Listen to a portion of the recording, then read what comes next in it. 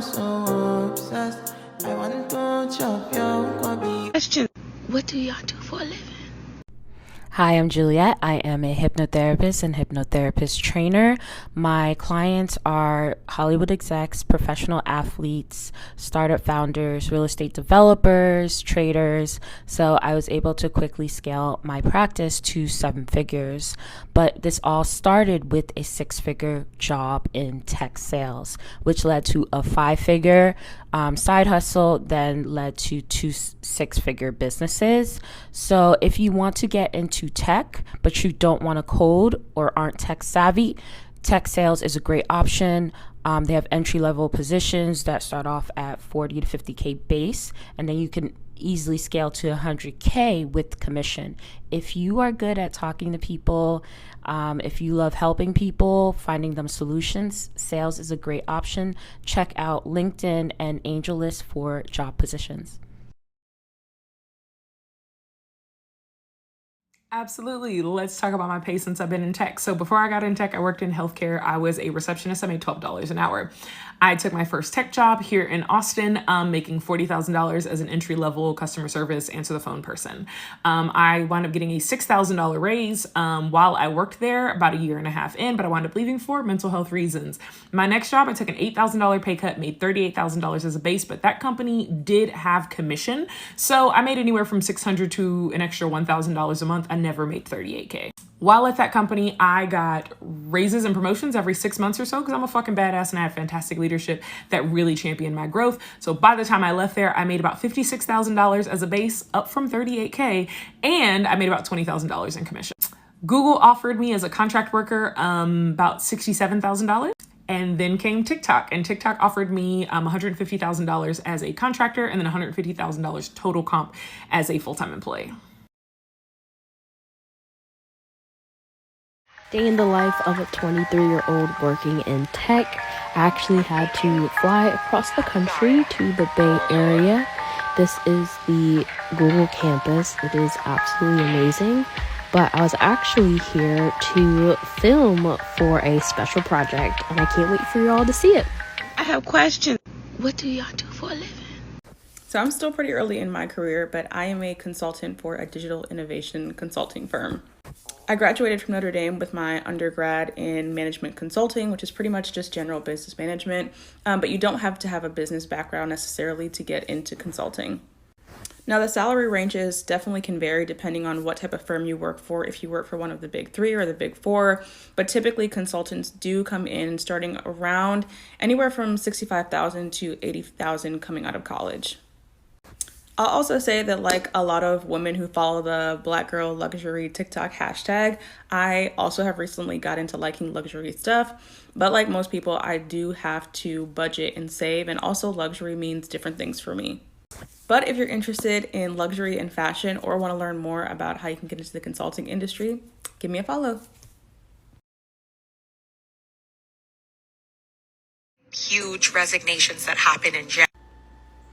Ooh, January is gonna be crazy. So I couldn't duet her, but basically what she was talking about is the great resignation is not over, y'all. People are gonna be leaving their jobs in hordes because now they've gotten their bonuses and they're like, I don't want to deal with this. But you know what? One man's poison is another man's meat. And for those of you guys who are looking to switch careers, especially looking to get into fashion technology, this is your time. Here's what you want to do.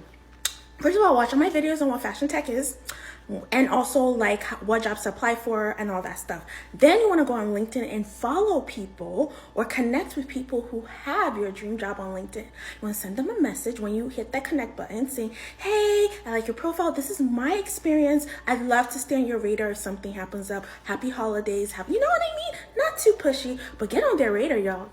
Mini-series on how you can snag a high-paying job in corporate communications based on the questions you guys have for me. Part 1. What kind of degree do you need? Does my degree work? Those questions, I get a lot of those. Yes, your degree will work. Whatever degree you have, whatever degree you want to get is going to work for these. What you need the most is to just be in touch with people. I work with people with degrees from every background, from every type of experience, from every type of industry. It does not matter as long as you can relay a message in words and ways that make sense to an average person. That's it.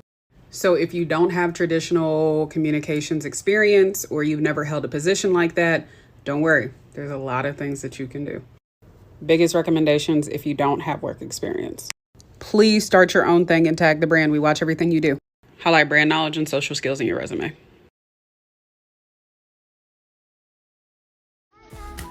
Okay, so you want to be a recruiter. Here are the skills you're going to need to either have or build on the job. Number one, very strong project management skills. You need to make sure that you know how to manage your time, your calendar, build out a plan, put ample time into do it, follow the plan. You need to learn how to do some technical writing. A lot of writing in recruiting is very technical. You want to have strong client management skills.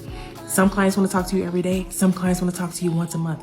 Both are equally difficult. You have to manage those relationships with really fantastic customer service.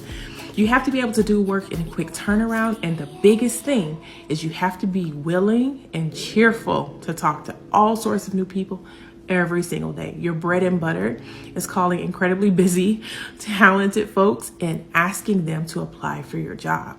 So you got to get comfortable with meeting the people.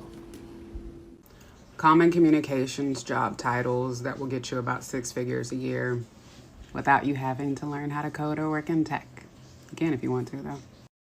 Quick disclaimer, these job titles can go for a lot of things, so do your research on what division it's in.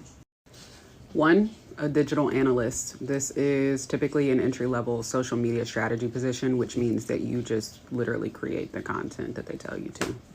2, community analyst or community engagement coordinator or community digital something.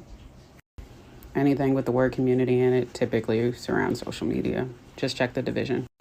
Corporate communication strategist, digital strategist, partnership coordinator, citizenship coordinator, analyst, or associate. And lastly, a digital specialist. Black Girls in Tech, check, part 2. Lots of you are asking how I got into this field, so let's talk about it. As an insurance underwriter, I had above average quality in production, plus I networked. You have to get to know the decision makers in your company, and when there was an opportunity to help with training and onboarding, I volunteered and they let me. I parlayed that volunteer work into an actual job as a training specialist. This was the first time I actually got into learning systems. Now, I was grossly underpaid in this new role, but it gave me 2 things, the job title and the experience. Those things were critical because then I used that to actually double my salary with another company. At this new company, I had an awesome manager who turned into my mentor, groomed me, honed my skills, and actually got me to where I am now. So be good at your job, be coachable, network, and always seek to learn. Like and follow for part 3. All right, so let's talk about how you can break into tech, how you can get 6 figures, and how you can scale the corporate ladder. I have had a lot of people tell me, Shaquille, I can't find these jobs. Shaquille, every job I see requires that I have so much history, woo, woo, woo. And I adore y'all. I really do. But y'all be lying to me, and I'm so tired of y'all shit. So look what I went and found. Let me show you. So this is Slack. If you've ever worked anywhere, this is how most companies communicate with each other. It's listed for Denver, Colorado, but it's remote only. It is for a customer experience agent, right? So this is typical customer service. As you'll see when we scroll down, what you'll be doing, providing customer service.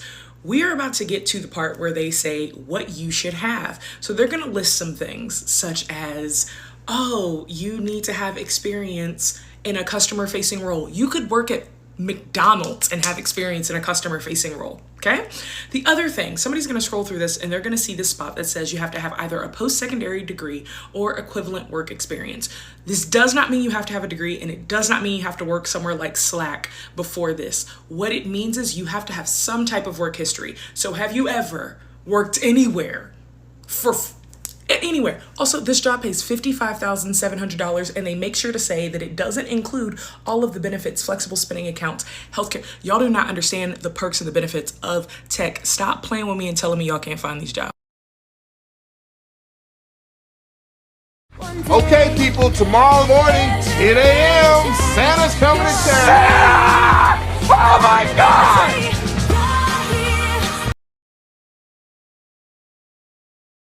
What do you do for a living? Oh, I'm a CEO, Chief Enjoyment Officer. It's the best job. 10 out of 10 would recommend. Years gonna be done passed you by, and you gonna be riding around in a Honda Accord. Save this audio because you're about to experience unexpected miracles this week. Here are some career affirmations for Black women and women of color. I deserve a seat at the table. I deserve to be paid well for the work that I do. I deserve every good opportunity that comes my way.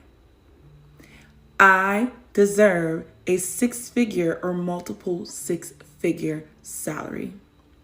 I deserve the promotion because I've done the work and I am making an impact and I have the receipts to show for it. I deserve a purpose-aligned position that pays me well and speaks to my passions. I deserve to be in the room. I deserve happiness. Excuse me, can I talk to you for a minute?